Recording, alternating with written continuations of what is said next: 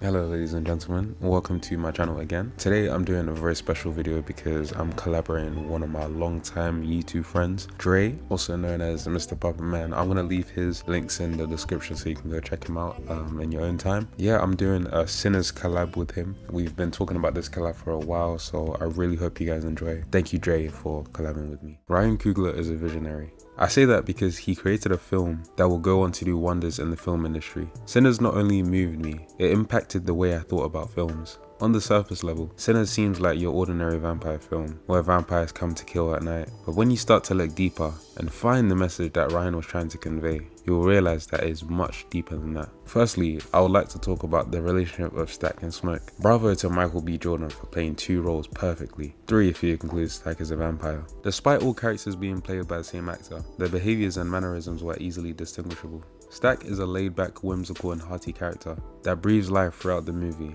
Smoke, however, is more of a calculated, militant and stern character. This contrast is beautiful because it shows both their strengths and weaknesses. Stack is always looking for a good time and lives in the moment. However, this leads him to underestimate danger and lack foresight. Smoke is constantly looking for the bigger picture and an optimistic future, but this leads him to bottle up his emotions and tends to make morally questionable decisions. And to add on what you said about the characters, another character from Sinners that can't be ignored is Slim. He's an old man who initially appears to be nothing more than a drunk looking for a quick buck. However, we later find out that there's a lot more depth that comes with him in one of the best scenes in the entire movie. When Slim is riding around with Stack and Preacher Boy, he gives an emotional telling of the death of his friend Rice, who was brutally murdered by the Klan after being falsely accused of some heinous acts. It's truly a tragic event that we can tell has deeply affected Slim. Throughout the movie, he always tries to drown out his trauma. In this moment specifically, he does that with music. The second things get too real, when he can barely talk without his voice shaking with sadness, he starts singing to cover up the pain and trauma and sorrow. Preacher Boy Sammy joins in and it creates one of the most emotionally impactful scenes in the movie. The other way he goes about drowning out his trauma is the most obvious one, through alcohol. He's addicted to it and he drinks it any chance he gets. Even right before he gets mauled by a horde of vampires, he takes one final sip, and the last way he copes with his pain is through comedy. Slim is arguably the funniest character in the movie, but there's still that layer of sadness under that comedic front that he puts up. He's one of the best characters, and I would say he's the most underrated character in the movie. He has a lot of depth to him in the way the film is able to use trauma to make you care and understand him. And this isn't just exclusive to Slim, the other characters each have their own ways of coping and handling trauma as well. Smoke attempts to suppress it by putting on a tough front. He has PTSD from the military and we see that through his mannerisms and how he carries himself. That's why Stack rolls his cigarettes for him. Because of his trauma, it doesn't allow his hands to stop shaking. When Remick makes his appearance and Smoke is preparing for the big fight, he can't stop his hand from shaking then either. It reminds him of his past in the military. Annie is another underrated character. She turned to spirituality after the death of her and Smoke's child, and she becomes more reclusive. But this spirituality becomes a main driving force of information for us, the audience. She acts as our exposition person, and that knowledge that she has was built on through her trauma. Mary, on the other hand, takes her trauma and abandonment issues caused by the loss of one of her parents and Stack leaving her out on the characters around her, specifically Stack. We see her take her anger out on him when she sees him at the train station, and she blames him for not being there for her. Remick tries to reject his trauma from the colonization of Ireland. His entire motivation is to connect with the spirits from his past. He wants to erase what happened to him. Instead of moving forward, he refuses to accept what was done to his people. Another thing that Ryan Coogler did so well was the cinematography.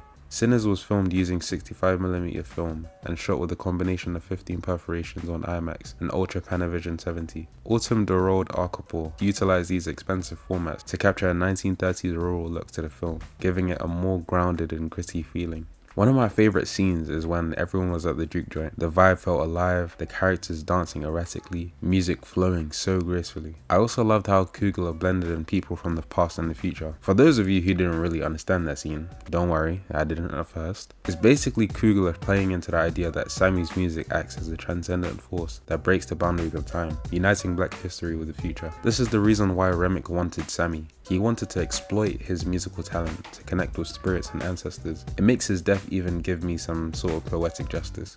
and Sammy hits him over the head with his guitar, which symbolizes the music he plays. It's a meticulous way to state that music is the omnipotent force. After the brawl between the humans and vampires, we see Smoke, bloodied up, tears forming in his eyes, and we see him trying to roll a cigarette. This scene is interesting to me because it shows how the loss of his brother has impacted him. Through a small impact like not being able to roll his cigarettes anymore, as Stack always did it for him, and a major one like the loss of his twin brother. I also loved how shortly after Smoke's death, Annie tells him not to get smoke on the baby. That obviously means that he shouldn't get cigarette smoke on the baby, but it's also a way to say that Smoke should leave his old ways behind. The baby doesn't need Smoke, the baby needs Elijah. Preacher Boy Sammy, I think, is the most interesting of them all because we, the audience, get to see his trauma play out. What Remick did at the juke joint is Sammy's trauma. He's different from the others because instead of running away from it or drowning it out, he embraces it. He continues to do what he loves in playing music despite being the only survivor from the juke joint. He ignores the wishes of everyone around him. Smoke told him to bury the guitar. His father told him to stop playing, yet Sammy decided to live out his dream instead of letting what happened kill it. And we see in the end credit scene that he was able to live a fulfilling life. The trauma is still there, but it doesn't stop him. He even calls it the best day he's ever had. And to add more to it, he rejects Stack's offer to allow him to be immortal because he feels satisfied. Trauma is used very effectively in Sinners to establish a level of relatability and understanding with the characters, and it allows us to look past their flaws and dive deeper into who they are.